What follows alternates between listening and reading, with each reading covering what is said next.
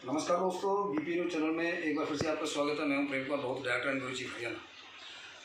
प्रिय दर्शकों, जैसे हर प्रकार की खबरें आप लोगों तक हम भेजने का काम करते हैं, तो एक तो मेरी रिक्वेस्ट है आप सभी लोगों से, जिस भी साथी ने हमारा चैनल सब्सक्राइब नहीं किया है वो सब्सक्राइब करें और बेल आइकन दबाना ना भूलें। और यदि आपको लगता है कि हम थोड़ी बहुत मेहनत करके आप लोगों तक एक ग्राउंड जीरो लेवल की रिपोर्ट भेजते हैं, तो चैनल को लाइक जरूर कर दीजिएगा और ज़्यादा से ज़्यादा शेयर करिएगा। आज हम पहुंचे गांव मोहम्मदपुर अहिर में, और मोहम्मदपुर अहिर इसका नाम इसलिए पड़ा क्योंकि यादव बाहुल्य गांव है। वैसे हमारे मोहम्मद भाई भी बहुत रहते हैं यहाँ पे, लगभग 1200 से 1300 की संख्या में यहाँ पे रहते हैं, और बड़ा गांव है, लगभग 10-12 हज़ार की यहाँ पर आबादी है। यहाँ से कोऑपरेटिव सोसाइटी बैंक के रिटायर्ड मैनेजर भाई हंसराज यादव जी, सुपुत्र श्रीराम महासे जी सरपंच पद की दावेदारी की उम्मीदवार है। आज हम उनसे जानना चाहेंगे कि वो क्या क्या एजेंडा लेके चल रहे हैं सरपंच के दौरान। हंसराज भाई नमस्कार। नमस्कार। सबसे पहले तो भाई बीपी न्यूज चैनल पर मैं आपका हार्दिक स्वागत करता हूं। आप प्रथमबार हमारे साथ में जुड़ रहे हैं और आपको शुभकामना और सही हमारी कामना है कि आप अपने मकसद में कामयाब हो। तो सर, क्या क्या एजेंडा लेके चल रहे हैं आप अपनी सरपंची? यदि राम आप पर एक विश्वास करके और आपका मनोबल देखते हुए और कि भाई विकास कार्य करा सकता है हंसराज और आपको सरपंच बना भी देते हैं, तो क्या प्राथमिकता रहेगी आपकी? सबसे पहले तो मैं आपके न्यूज़ चैनल को यहाँ पर पहुँचने का बहुत बहुत अभिनंदन करता हूँ। धन्यवाद। और आशा करता हूँ कि आपने हमारे गांव में पहुँचकर हमारे गांव की समस्याओं को या हमारे गांव के आगे चलने के बारे में, हमारे गांव के बारे में सोचा, जिसको कि आपके न्यूज़ के माध्यम से, आपके इस चैनल के माध्यम से लगभग सारे हिंदुस्तान को पता लगेगा कि ये मोहम्मदपुर अहिर गांव कहाँ है। ये हमारे मेवात जिला में है, जो कि इस हमारे हरियाणा में सबसे पिछड़ा जिला है जी। उसमें मोहम्मदपुर अहिर गांव है, ताउड़ू तहसील है, उसके अंदर मोहम्मदपुर गांव ताउड़ू तहसील में सभी गाँवों में सबसे बड़ा है जी। हमारी तहसील में सबसे बड़ा गाँव मोहम्मदपुर अहिर है जी। इसका अहिर नाम इसलिए पड़ा कि यहाँ पर अहिर बाहुल्य है, और बहुत पहले से हमारा एक ही परदादा यहाँ पर आया था और लगभग उसी की औलाद है, इससे हमारे 4 कुंबे बने हैं जी। ये अहिरों के जी। इसके साथ साथ हमारे यहाँ पर बड़ी सद्भावना है, सभी जाति के लोग रहते हैं जी। हमारे मुस्लिम भाई भी यहाँ पर हमारे कंधे से कंधे मिलाकर रहते हैं और बहुत ही आपस में प्रेम भाव की यहाँ पर पुष्टि है। आज तक कोई किसी किस्म का ऐसा द्वेष भाव नहीं हुआ है, कोई सी लड़ाई नहीं हुई है जो कि इस प्रकार से कोई खबर बुरी पहुँचे जी। हमारा गांव सदियों से पैतृक गुण है। हम भी छोटे मोटे सत्संग में, जैसे आज भी हमारे गांव में प्रोग्राम चल रहा है, एक सामाजिक प्रोग्राम है, धार्मिक प्रोग्राम है, उसकी देवी भागवत की कथा चल रही है, जिसको मैं लगभग मैंने कभी पहले छुट्टी नहीं ली, एक हफ्ता की मैं छुट्टी लिए हुआ हूँ और मैं उसका पूर्ण रूप से वहीं पर रहता हूँ। और जैसी हमसे सेवा भाव जैसी होती है, उस चीज़ के बारे में जो भी मदद होती है मैं वहाँ करता हूँ। तो सर देखो, आपकी सोच बहुत अच्छी है मैनेजर साहब, और आप वाकई में दिल से जुड़े हुए हैं। संगीतकारी में भी हैं आप, और संगीत कला जिसके पास है, तो कहते हैं माता सरस्वती खुद साक्षात उसमें विराजमान रहती है। माँ भगवती का आशीर्वाद है। आपकी जो थॉट है, जो सोच है आपकी, वो बहुत ही पॉजिटिव है, और जन समाज विकास के लिए आपका जो दादा परदादा के टाइम से ही आपका फैमिली सोशल एक्टिव वर्कर रहा है, समाज सेवा को पहले मानते हैं, सरपंची प्रधानी बहुत बात की बात है। और भाई आपके डॉक्टर गजराज जी भी एक अच्छे समाज सेवी हैं, समाज के साथ जुड़ के चलने वाले हैं। तो हमारी शुभकामनाएं आपके साथ में, और हम बाबा बने वाले से और भगवान वाल्मीकि जी से ऐसी प्रार्थना करेंगे कि आप अपने लक्ष्य में कामयाब। धन्यवाद। बढ़ते कदम, सच्चाई के कदम, क्योंकि देश का सच दिखाते हैं हम। कैमरा पर्सन अभिषेक, मेरी सहयोगी साथी सलाभार्थी के साथ प्रेम कुमार, बहुत हरियाणा। इस गांव का सेवक बना, सरपंच का पद में बना, इस गांव में सफाई की कमी नहीं छोड़ूंगा, और 2 कर्मचारियों की जगह 12 वर्कर सफाई कर्मचारी जी।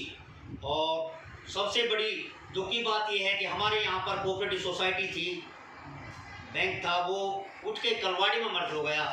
तो मैं कोऑपरेटिव बैंक में होते हुए इस बात की भी कह रहा हूँ कि यहाँ पर उस बैंक को दोबारा से बैंक की स्थापना करूँगा, क्योंकि यहाँ पर एक गुड़गांव ग्रामीण बैंक है जो कि सर्व हरियाणा ग्रामीण बैंक के नाम से है। उसमें इतनी भारी भीड़ होती है कि कम से कम 4-4 घंटा लाइन में लगा रहना पड़ता है। और कई बार तो देखा है कि लाइन के में बुजुर्ग आदमी पेंशन लेने जाते हैं, वो चक्कर खा के गिर जाते हैं, कोई पानी की व्यवस्था नहीं है। एक बैंक है, तो यहाँ पर एक दूसरा बैंक कोऑपरेटिव बैंक नाम का, यहाँ पर यदि मैं सरपंच बना तो 1000% हमारे गांव इस कोऑपरेटिव सोसाइटी है, उसकी अपनी ज़मीन है 1 एकड़, उसमें गोदाम बना हुआ है, उसकी 4 दीवारी टूटी पड़ी है, उसको बिल्डिंग टूटी पड़ी है। तो इस बिल्डिंग का और 4 दीवारी का तो मैंने एजेंडा बना के, प्रस्ताव बनवा के भेज दिया है, जो कि हरियाणा सरकार ने मंजूर कर लिया है। और जब जल्दी उसकी 4 दीवारी ऊंची होगी और उसकी बिल्डिंग भी नहीं बनेगी, और उसके अंदर हम स्टोर खोलेंगे हैफर्ड का, जैसे खड़ मिलेगी हैफर्ड की, चीनी मिलेगी हैफर्ड की, चाय मिलेगी जो कि अच्छी क्वालिटी की है, तेल मिलेगा और सस्ते रेटों पर यहीं पर, और 1 कर्मचारी 2 कर्मचारी उसमें भर्ती करेंगे। तो वो सारे ही सुविधा कोऑपरेटिव सोसाइटी की होती है। और जितने भी मैं चाहूँगा कि ऊपर से डीआर साहब से, एआर साहब से, रजिस्ट्रार साहब से, कि कोऑपरेटिव सोसाइटी में ट्रैक्टर हो, उसके जितने यंत्र हो, सभी किसान, छोटे छोटे किसान हैं जिनके पास ट्रैक्टर नहीं है, वो एक ट्रैक्टर आएगा यहाँ पर, उसके लिए ड्राइवर भी लगेगा, उसके लिए खलासी भी लगेगा, और 4 आदमियों को यहाँ पर नौकरी मिलेगी। और जितने भी यंत्र है, लेके स्प्रे पंप से लेकर ट्रैक्टर तक और बोरी तक, और बुआई मशीन, कटाई मशीन, और यहाँ तक कि नाश काटने की मशीन तक यहाँ पर उपलब्ध कराएंगे।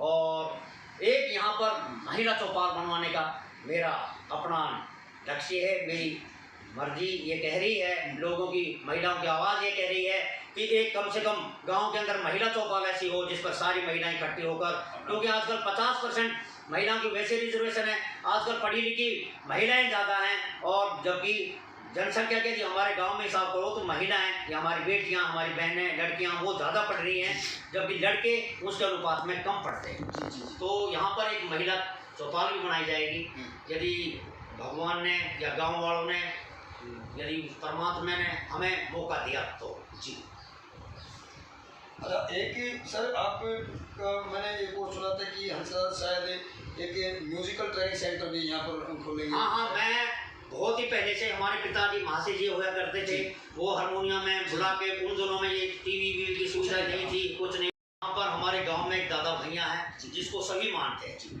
उसकी सभी को आस्था है, और जो उसकी आस्था करते हैं, सच्चे मन से करते हैं, सफलता मिलती है। मैं यहाँ पर आपकी बार लोगों की समस्याओं को देखते हुए, मैं रिटायर होने पर पहले मैंने 34 साल तक भी इन्हीं लोगों की सेवा की है, क्योंकि मैं कोऑपरेटिव सोसाइटी में मैनेजर था, उसके अंदर 27 गांव थे, वो उसमें हमारा गांव मोहम्मद रही भी था। मैं मैनेजर होते हुए भी अपने गांव की सुख सुविधाओं को मैंने सभी के लिए बड़ी मदद की कोशिश की।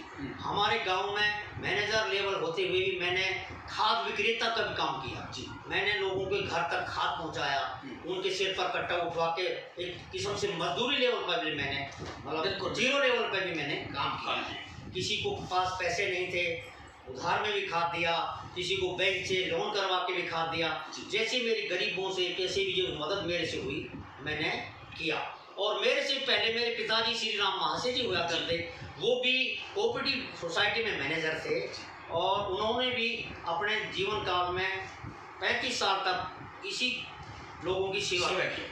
तो हम 2 पीढ़ियों से इस अपने क्षेत्र की सेवा कर रहे हैं। और अब मैं रिटायर हुआ हूँ, तो गाँव वालों ने मेरे को कहा कि आप लोगों ने 2 पीढ़ी से सेवा कर रहे हो, तो आप अब गांव की सेवा करो। हमारे गांव में जहां भी देखो कचरे के ढेर पड़े हुए हैं, सफाई नाम की चीज़ नहीं है, हॉस्पिटल नहीं है पशुओं का, जो पहले से, अभी हमारे गांव में प्राथमिक हॉस्पिटल आदमियों का तो बना हुआ है, क्योंकि स्वास्थ्य विभाग ने, हरियाणा सरकार ने मंजूर किया है, वो बहुत अच्छा था। लेकिन अभी पशुओं, हमारे गाँव में पशु भी बहुत हैं, उनके लिए कोई हॉस्पिटल नहीं है। और हमारे गांव में पानी की निकासी नहीं है। सबसे बड़ा दुख है कि जब भी बारिश होती है, किसी के खेतों में पानी भर जाता है, किसी के घर में पानी भर जाता है। यदि गांव वालों ने मेरे को मौका दिया तो इस पानी का समाधान जैसे भी हो, सरकार से मिलकर ज़मीन का ट्रांसफ़र करके, सीवर लाइन दबा के, कैसे भी हो, सबसे पहला कदम ये होगा कि गाँव की निकासी का पानी हो। दूसरे नंबर पर गांव की सफाई, क्योंकि जगह जगह ढेर पड़े। अब तक हमारे गांव में 12,000 की जनसंख्या होते हुए भी 2 कर्मचारी सिर्फ लगे, जो कि बहुत ही कम है। दो कर्मचारी इतनी बड़े गांव को सफाई नहीं कर सकते। इसलिए यदि मौका मिला तो हम पंचायत से पैसा देना पड़ेगी, सरकार से उनकी तनख्वाह का पैसा लें। कम से कम 12 कर्मचारी सफाई कर्मचारी होंगे जो कि रोजीना हर गली में, हर नाली में, हर रोज सफाई हो सके। जी, सबसे पहले सफाई जिस गांव में है उस गांव का नाम ही अलग से पड़ जाएगा।